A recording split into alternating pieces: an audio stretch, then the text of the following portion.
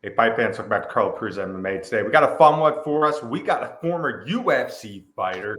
You may see him in some of your most entertaining fights that you have ever seen. He is the brawler. He is Ocho. He is Mr. Steven Peterson. Steven, what's going on, my friend? How are you enjoying your Monday night? It's not too bad. I'm out here living a dream and chasing new ones. Absolutely, man. So, dude, you really made a name for yourself as a guy who goes out there, he brawls, man. It's never a boring Steven Peterson fight.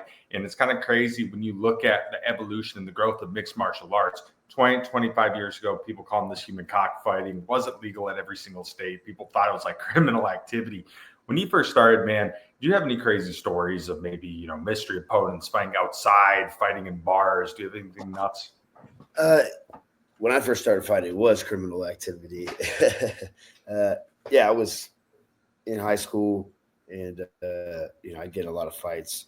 When I moved to Texas from Los Angeles, is my sophomore year, so I was the new kid at McKinney High. Joined the football team. Some kids picked on me. I was number 8, so they called me Ocho. And the kids would push me. What am I gonna do? I'm gonna fucking hit you, right? Where I'm from, talk shit, you get hit.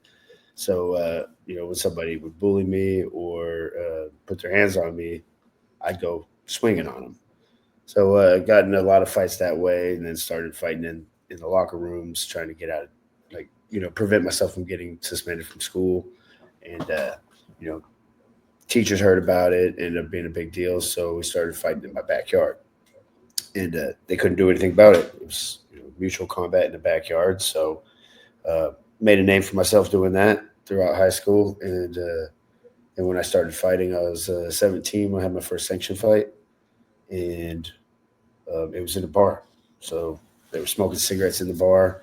It was just human cockfighting. If you classify something as that, it is going to kind of like start to embody that. So once UFC was on Spike and started, the Ultimate Fighter was coming up, it started getting a more mainstream appeal, and that kind of led to it, getting a different connotation, get different public view, and then I think it's grown and evolved ever since then. I think one thing that's kind of led to maybe some of the growing and evolving, maybe for good reasons, bad reasons, is the evolution, rise of personality and entertainment. Conor McGregor really played a big role in this. Conor came around. He is a very charismatic individual who is acting himself, and I think create a blueprint for a lot of guys. Now you see guys putting on facades. They're putting on straight characters. They're going out of their way to do the most crazy, obscure, insane stuff because it knows it can get them a title shot. Knows fans are going to watch it. How do you think that MMA has been impacted by personality and entertainment? It's a double-edged sword. Like, I personally like to keep it real and say it how it is. My fights are entertaining because I'm a dog. Like, I go out there and fucking fight. And at the end of the day, if nobody's watching you fight, then we're not getting paid for this. We're entertainers at the end of the day. So when we act out, I think McGregor did it in the realest way. He would script his interviews or whatnot, but it was more like having taglines or you go over a bunch of different scenarios. Okay, I have this like this one-liner, and you practice them, then it's going to go really well. And I feel like he probably had a book of one-liners that he could just throw out there. And he would do the wildest shit. I mean, him throwing the dolly at the bus, that was criminal activity. That could have got him in a lot of trouble. But the UFC kind of took that as, now you just sold the fight tenfold. So he got rewarded for a lot of his bad behavior. And that kind of set a precedent, in my opinion, for a lot more bad behavior. If you're going to be real to the point of throwing a dolly at the bus, it should be real to the point where you're leaving in handcuffs. So, the consequences still should be there. You shouldn't be rewarded for something like that. If you stick a guy in the face at weigh-ins, you should be rewarded. The fight could potentially be off, right? it'll sell the fight more. But when guys essentially assault other guys just to sell a fight, like if the guy slaps you and you hit him back, that's one thing. But you're going out there and smack him in the face with some eggs. That's fucking ridiculous. It's led to the sport moving backwards into cockfighting. Um, it is entertainment, but the fight is the entertainment. The lead up to the fight, yeah, it's entertainment, but it's got to be within some borders. It's kind of sad. I think it's really given our sport, bad taste in some people's mouth. And how do you expect to get this thing in the Olympics if they can't control the fighters on the highest level? I think another byproduct of this whole entertainment personality era of mixed martial arts is the casual fan. These people, you often see them drunk at B-dubs, the yelling, twist them, the what, all these obscenities. At the end of the day, is this just something, they may not know what they're talking about, but it's just good for the sport and we just got to accept it. They're paying our bills. So they're the ones that go to B-dubs, that gets the pay-per-view contracts with the bars. So, those fans, what I would like to see more of is the fighters' stories. Why did these guys fight? Getting to know the actual fighters. So, like that's one of the reasons why I started my production company, Ocho TV, is sharing artist stories gives the fan an inside point of view of who these people are. So when you're watching them fight, you want them to win, you want them to knock the guy out, but whether or not that happens, you're still engaged in the fight. It's not just on the bar while you're over here, doing whatever. You're actually like pinned to the screen. You're jumping out of your seat when the guy barely gets hit, like every time. If you know the guy in there or you think you know him, you're definitely going to be a lot more invested in the fight. You're going to be a lot more invested in that individual. And when they go home at the end of the day, you're going to care what happened to them. These guys get knocked out and they're never the same. They go home, they go to the hospital, like nobody even knows. Nobody cares. They're back to the bar. As soon as the fight's over, the guy's still laying there. He's not even conscious. Give you another shot. It's out of sight, out of mind. So, I'd like people to start engaging in these fighters' personal stories, not necessarily their personal life. Like we don't need guys in our personal lives, but relating with why we fight, who we actually are. We're more than just savages. Like we're savage motherfuckers. Don't get me wrong, but we're humans at the end of the day. We go home and we still got lives to live on a daily basis. It doesn't end at just that fight. The fight's over. Now we resume regular life. So the reason why I touched upon the whole entertainment era of mixed martial arts and the casual fan is I feel, because of this, so many people are watching the sport. They're looking at the John Joneses, the Habibs, the GSPs, and, they're looking at these guys. They're looking at the fame and the glory of it. And they're like, wow, being a fighter is the greatest life ever. Little do they know, man, battling it out on the regional scene to get there, you're losing money. Guys have that 9-to-5 job. Throw a wife in there, throw kids in there. You have to pay to train. You have to wake up early, stay up late, do this every single day, miss birthdays, holidays, Thanksgivings, weddings, you name it. You've probably done it. You do this just to chase the opportunity of fighting. You make it to the big shows. You're not even making NFL money quite yet. It's a crazy obsession. It takes a special person to do it. You've been doing this for such a long time. What's made you want to keep going, kicking and punching forward? Yeah, man, it's you said it, all those things, and then you don't even know if you're going to fight. The fight could back out 2 weeks, a week, the day before weigh-ins, at the weigh-ins, or the day of the fight. You can be at the venue, and then your opponent, something happened. So, and that means in many cases that you're not getting paid. So, I encourage my fighters to make a living outside of the sport, to not count on the money from your fights. If you do that, then you'll be able to choose your fights a lot more wisely. It's not going to determine whether you win or lose the fight. It's going to determine whether you depend on that make a living to pay your bills. So get your bills paid before you think about taking a professional fight. Make sure you got money in the bank and you're able to afford this expensive sport, and then you're able to develop a win streak, choose your fights wisely, and then you'll be worth some money. I personally fought some of my toughest fights of my career on the regional scene and made $3,500 for LFA one world title fight against Leon Johigo. He was like 16-1. It's like, well, if that fight was in the UFC against a 16-1 opponent, that would have been at least $100,000 fight, right? Like $3,500 that fight. I was walking around looking like a fat Chinese kid for 3 weeks, and people don't know that because we don't share those moments while we're in that position. Me personally, if I'm going through some tough shit, like the worst time of my life, I'm not going to be talking about it. I'm not going to be telling people about it until I overcome it, and then I could share what I was going through and where that led me or what it did for me. But when I'm in a bad position, I'm not going to share that shit. So these fighters, when they're at the hospital getting surgery, pins put in their hand or whatever, most of us don't share that shit because nobody cares. Nobody really cares. If they knew, they might care. They might make fun of you for it.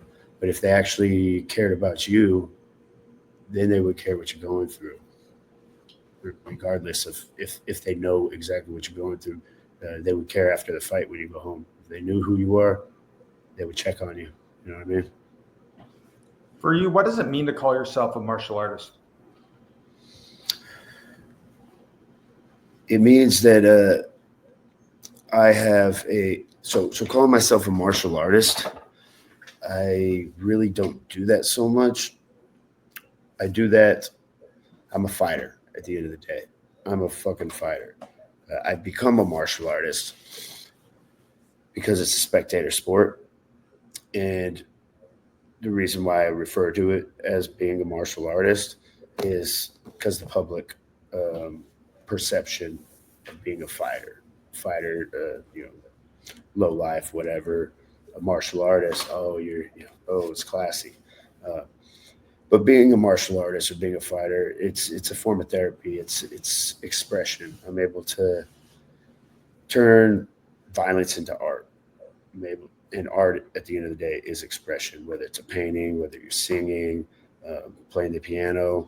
Those are forms of expressing yourself. So being a martial artist or a fighter, I'm expressing myself in a perceivable and absorbable way that people are able to see my self-expression and see my art and appreciate it. They might not know exactly what the driving force is behind it, but they're able to appreciate the art in violence that I do. So that's what being a martial artist really is. Before you obviously made it to the UFC, you spent a lot of time in the regional scene. You were a big part in LFA, man. I mean, obviously on their first show, fought for them a bunch of times. What was it like to, be one of those first key corner guys of the regional promotion that's really become the top feeder in the game? It's cool to be a staple for LFA. I fought in Legacy back when it was like Legacy 6 or Legacy 8. I was on one. I fought when it was Lone Star Beatdown. So I've known Mick for quite some time. But I hated it when I was there because I was like, I deserve to be in the UFC. I was always like one win away. I was always chasing that carrot on a stick. So I love the way they treated me. I love the professionalism that they have, but the pay is not there. So, I'd like to see them continue to grow. On a slightly side note, we're getting paid because people are watching us fight. Promotion. we are self-promoting ourselves to be these stars. In the UFC, I feel like they used to do it a lot more.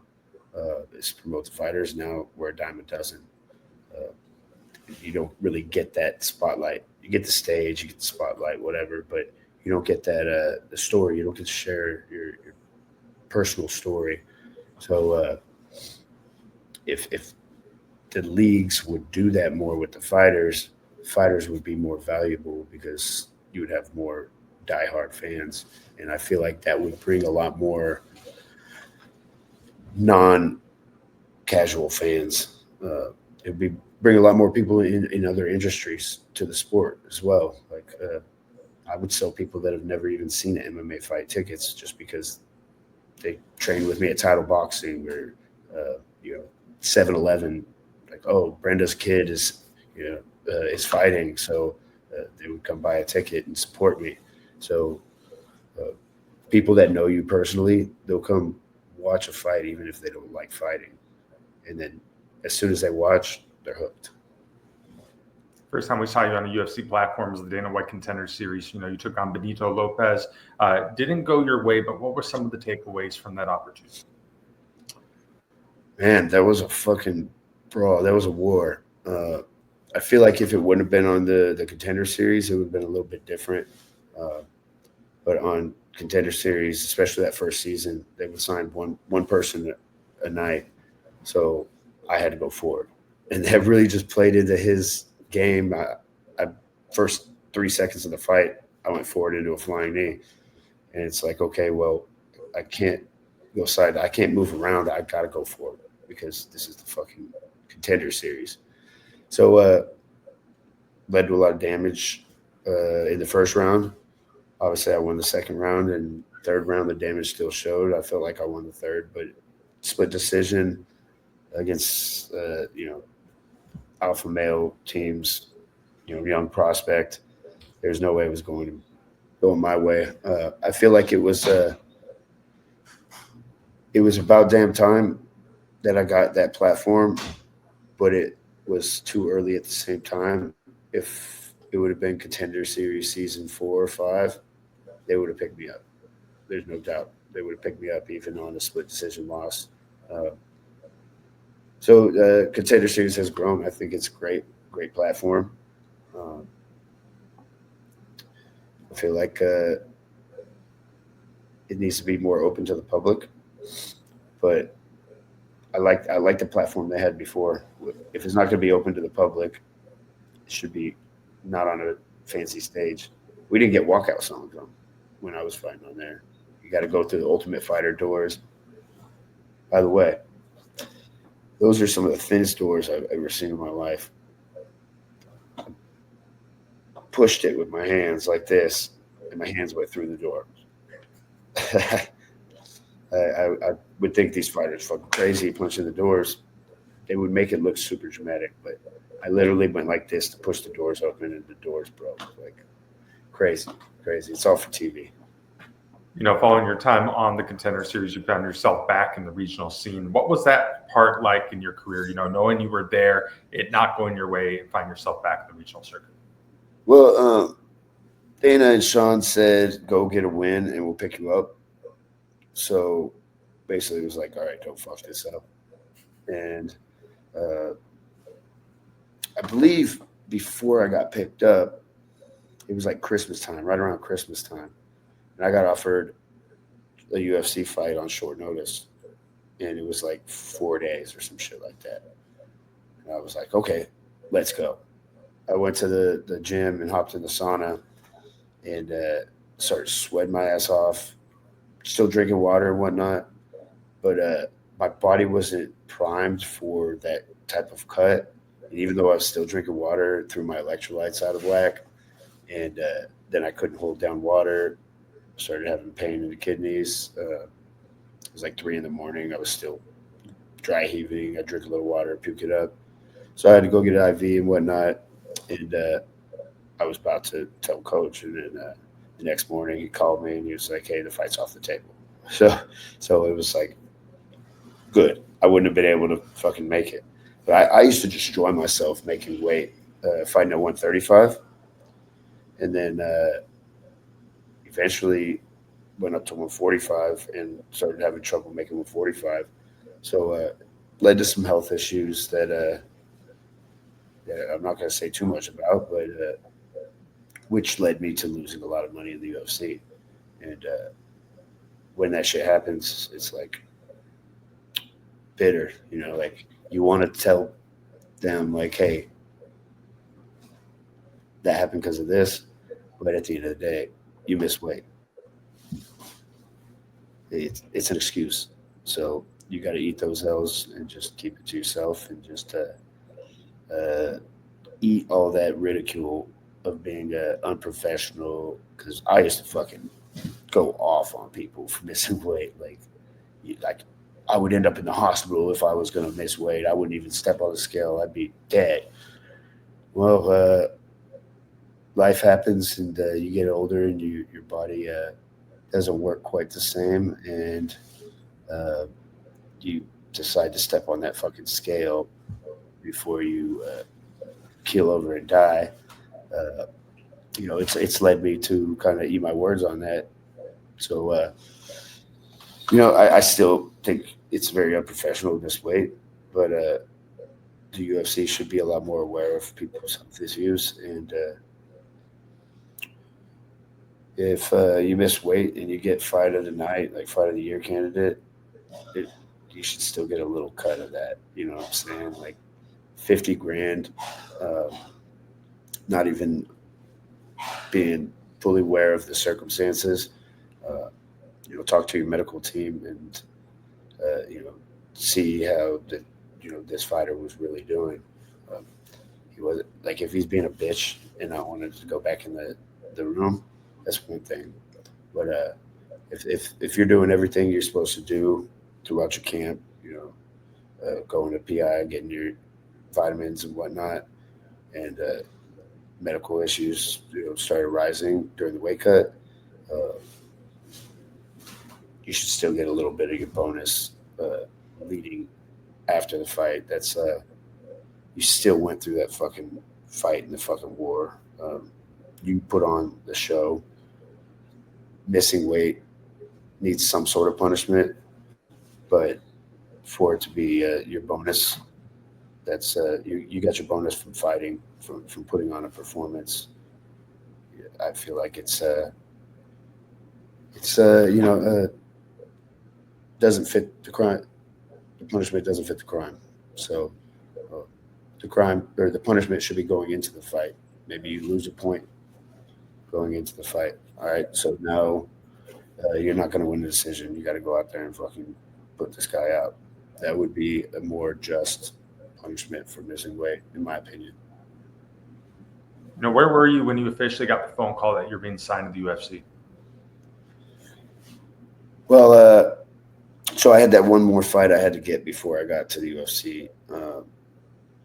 I was supposed to fight this guy, Angel Huerta, for Legacy. And originally I was supposed to fight him for the Legacy belt, Legacy 9 or something like that, a long time ago. And if that would have happened, I would have got to the UFC 5 years before I actually did. But when he backed out, it was like a week away from the fight. And I was like, no, I sold $20,000 in tickets to this fight. I need this win to go to the UFC. And it was a tough fight, but it ended up working in my favor. They called this guy, Dustin. When you sell $20,000 in tickets, they'll fly somebody in from wherever. They're going to make sure you get your damn fight. So they called Dustin Winter, brought him in. That was like 8-2. And it was a little bit tougher fight than I expected. I thought I was just going to walk through him. But, he took the fight on short notice and had to cut weight. And I think we did catch weight. But I just put the grind on him. Second round, he started getting tired, and I just kept it on him. And TKO in the second round. After that, we knew I was going. It was just a matter of time. So that was basically the time when we got the call. Because coach is on the phone with Sean and Mick, and all right, he's in. It's just, when's he going to fight? And, I don't even remember where I was at when I got the call. It was the Contender Series was the call for me. And that was when I, developed a rapport with Dana and Sean. So since then, it was just getting that one win, and after that one win, it's like, okay, you're in. We're getting a 4-fight contract. It's just a matter of when that first fight would be. So one of my favorite fights of yours, your UFC debut against a guy that covered quite a bit in Game Bred Bare Knuckles, Mr. Killer B. Brandon Davis. You guys went out there and had one hell of a fight, and I think you really let MMA fans know we know what to get with Steven Peterson here, an absolute dog who's going to bring it every single contest. Looking back at it, what do you make of that debut? It was a great fucking fight. It was one-dimensional. He was stand up, hands. I should have been a lot more dynamic, changing levels and all that jazz. But I wanted to go out there and put on a show, and I thought I would land a lot more, which we did. We had like extremely high punch count. It was one of the top all-time featherweight punch outputs. It was also one of the top punch absorb output records on the featherweights for both of us. We pieced each other up and put on a show. I feel like I would have done a lot better in that fight if I would have changed it up. Maybe not even gone for a takedown, just changing levels, added some kicks in there. But put on a hell of a show. I'm proud of that fight. When I got rocked with that knee, the way I reacted was perfect. It was nostalgic, and it was one of those staple fights that kind of showed everybody what I was all about. Another opportunity where you really got to show people what you're all about was that fight over Martin Bravo. That spinning back fist finish, definitely a highlight. I think was blown up, played all over the place. Walk me through the finishing moments of that fight, if you can remember it. By the way, I get tagged in that like every day. If you're going to share that on your page, all you media guys, tag me in the caption. You can even do a collab post. I'd be happy to collab post with you, but it shouldn't be like one of my fans tagging me in the post. It's you guys are getting viral videos off of my posts. At least, put me in the caption. I'd appreciate that. That fight, I had just fought Alex Caceres maybe a month before that, and I was real bitter after that because I won that fight. I was so confident. Sean told, I walked out. I was like, what? He was like, you won that fucking fight, dude. I get paid half the money. L goes on my record. If I won that fight, pay me like I won that fight. So I went on vacation, kind of wanted to get away, and they called me and they were like, hey, send you to Mexico City. Basically, if you don't win this, we're going to cut you. So I was like, yeah, I'm fucking going right away to Mexico City. So I went out there 2 weeks before the fight. This guy lives in Mexico. He's acclimated to some elevation. I'm not going to win a decision. Mexico City, Mexican Ultimate Fighter winner. I was like, okay, so I got to take this guy out. And I hadn't even told, Bisbing and all the guys in the pre-fight meeting exactly how it was going to go. I said I was going to go out there, get in his face, set the pace, and sit back. And so you can see me being aggressive with my movement and forward pressure, but I'm constantly just focusing on defending myself. And I actually, somebody had me throw that on last night, and I was studying it, and they said, even though Peterson's taking a lot of damage, it's like, well, you see me absorbing shots. Don't get me wrong, but I took 0 damage in that fight. My face was clean as a whistle after that because I'm either going with it or I might eat a little jab in the forehead. I cut very easily. I was not cut in that fight whatsoever, defending myself. And at the end of the first round, towards the end, I started throwing heat, kind of like Anderson Silva used to do. Just like wait, measure, and I felt like I started getting his timing, and I was lining him up at the end of that first round. Second round, come out a little more of the same, and then I start doing real heat. I start really doing some damage. Um, so the key thing was in the first round, he spun, hit me with the back kick. I spun in return, missed the back kick ugly. And he kind of like does this little jazz. And then he threw another spinning back kick, and I moved. I was like, all right. I knew exactly his tell for his spins, and he wasn't going to land it again. Now, second round, I was going at him, line him up. I would have landed that right hand. It was just over the top. It wasn't a very pretty overhand, but I was landing it over and over again. That was part of the game plan, and that one was going to put him out. So he was moving away from it constantly, and I was trying to angle, to set him up with it, and then I threw a jab, land the jab as he's spinning, and it was one of those oh shit moments. Oh shit, I'm moving into his spin, so I was going to run right into his spinning back fist or elbow as you lead with the elbow. So I kept my hand out and I parried his back fist, and then I clicked. It was that trigger moment where I had been there a million times. I was in position. I find myself in that position all the fucking time, whether I set it up or just that person's hitting the strong angle on my weak side. Every time they hit that strong angle, I know they're going to be right here over my head. So I knew as soon as I saw him, it's a trigger moment. I just exploded. There was 100% confidence that I was going to land that thing.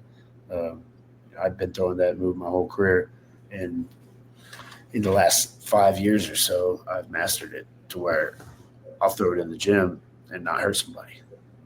I'll see them and be like, okay, I don't even need to land it. So, I've gotten that move down so well that if I find myself in that position, it's very likely that I'm going to take them out. And that time was just picture perfect. Once in a lifetime. Another great performance a lot of people remember you by is obviously defeating Chase Hooper. I think MMA fans, some forget, 5-6 years ago, Chase Hooper was like hype train coming off of island fights in the regional scene. He was supposed to be like the next best thing, huge top prospect. Pretty sure you were a big favorable underdog going into that contest. What was it like, to prove some people wrong and go out there and kind of derail a big hype train? It's disrespectful that they put me as the underdog. They must have forgot who I am. Look back at my career. I won so many fights by submission. I've 24-second armbar, 56-second armbar. These are professional fights against a higher level of opponent than Chase has fought since he got to the UFC. He was a prospect, but no disrespect to him. That was my easiest fight in 10 years. So, going into that fight, I knew I had to make it look good. I couldn't afford to lose that fight. If I would have got submitted, I would have retired. If I would have lost that fight, I would have retired right then and there, because he was a kid. He was a kid with a lot of hype, and it sucks that he got paid more to win, or for me to win. He got 44, I believe. I don't know if I'm supposed to say numbers, but I don't care. He got like 44K, and I got 22 and 22, so I got like 40K in that fight, and he got like 44, something like that. He got more in a loss than I got in a win. So I was able to use that to renegotiate a new contract. Even so, my next contract was like 30-something at 30-something. This kid I just beat is getting 40 something. It just goes to show that you make more money if you're trending on Instagram, if you're social media popular. So that, you know, that is a testament to all these influencers who make a killing out of our sport. You could be the best fighter in the world, but if nobody knows you're fighting, nobody's watching you, you ain't gonna make shit. So yeah, I'm working on my own platforms here, and raising my value, getting everything going, and if the right opportunity comes up, then I'd love to get back in there. But for now, it's everything's so ass backwards that it's not worth fighting. I fought some of the best guys in the world, and then I go fight these kids and make more money. I made more money in some of my easiest fights because I'm getting a following. People are watching you fight. You're popular. You don't have to fight as tough guys. You get paid, and they want you to win. They're going to give you good matchups. I thought that Jay Super was my best matchup in the UFC. Not a great striker. They see me as a striker without much grappling, but I was a grappler with not much striking most of my career. I would like to fight guys that are my size. Generally they give me guys super long. There's plenty of featherweights and even lightweights that aren't as tall or long as me, but it's not a good matchup for that person. They want me to have to go forward and put on a war, and I'm happy to do that if you give me somebody in top 25, somebody that's established. When I'm fighting a kid on the undercard, it's hard to get up and motivated in the morning. I don't want to fight on no undercard. I'm not an undercard fighter. I'm a main event fighter. Put me in a main event against somebody that's going to try to take me out, I'm going to go out there and fucking kill. I don't like fighting somebody who's not going to put on a fight, somebody who's going to use their evasive tactics. Cool. Make it a main event. Give me somebody with a name. Let's do it. You put anybody in there that's going to really try to fucking take me out, I'm in. I thrive when my back's against the wall. So when they send me to Mexico, I said, you're going to see how I react when you put my back against the wall. And that's the type of shit you get. That guy was trying to take me out. He was coming forward the whole time. That was one of my best knockouts. I mean, it was my best knockout, one of my best performances in general. I think it's the greatest knockout of all time. It'll never happen again. We're at a place in combat sports where, you have all these promotions. Obviously, the UFC is number one, probably will always be number one. But another avenue that's really emerged is bare knuckle, between bare knuckle boxing, between bare knuckle mixed martial arts. When you look at your style, when you look at your personality, when you look at the grit, the heart that you have, does it take a genius to think that you'd probably be pretty good at this? Have you ever considered that avenue? $1 million. I'd love to. If somebody sends me a contract, 6 zeros. That's what would bring me into bare knuckle. I think it's a great concept. It's cool. I like Mike Perry's concept as well. Dirty boxing. But I love fighting. I love grappling with fighting. Just hands, it's less entertaining. It's more of a sport than a fight. I like the fight. Bare knuckle was a gritty ass fight, and I'd be down for something like that for $1 million. Just either give me a name or give me somebody that's 0-0. I'm 0-0, and then we'll blow it out of the water. What do you think of the biggest takeaways, the biggest lessons that this journey in combat sports has taught you? I mean, so many lessons. Like, I've been doing this for so long.